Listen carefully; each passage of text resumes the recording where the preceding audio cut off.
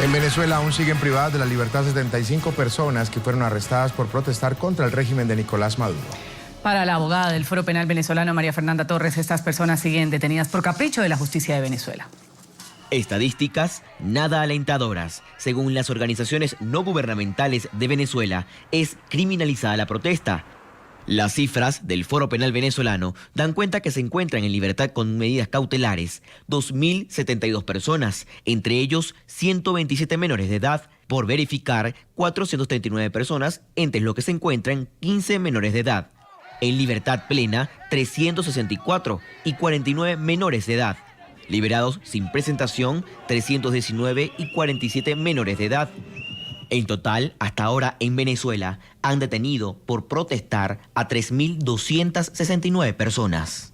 Es totalmente ilógica, totalmente sin lugar tener detenidas a casi 80 personas a nivel nacional que aún se encuentran privadas de su libertad por meros caprichos, porque no son fundamentos jurídicos lo bastantemente sólidos para formular acusaciones como las que se han formulado y mantener a estas personas aún privadas de su libertad en cárceles de Venezuela y en centros de coordinación policiales, muchísimo menos para llevarlos pues a un juicio sin pruebas algunas. Son simplemente, como se ha venido demostrando a lo largo de estos ya 6 meses, caprichos pues del Ministerio Público muchas veces y muchas otras tantas pues de los tribunales que acuerdan lo que se pide sin ningún fundamento. Para la abogada Torres, algunos detenidos han sido recluidos en cárceles comunes, siendo víctimas de ataques por parte de autoridades militares y policiales.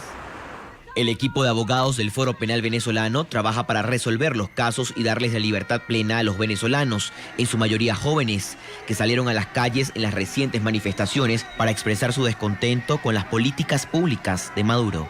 Nosotros continuamos haciendo pues toda la labor jurídica y todas las diligencias necesarias para lograr pues que estas causas sean sobreseídas y estas personas pues no tengan que enfrentarse a un juicio y obtengan su libertad plena, tal como sucedió esta semana con un grupo numeroso.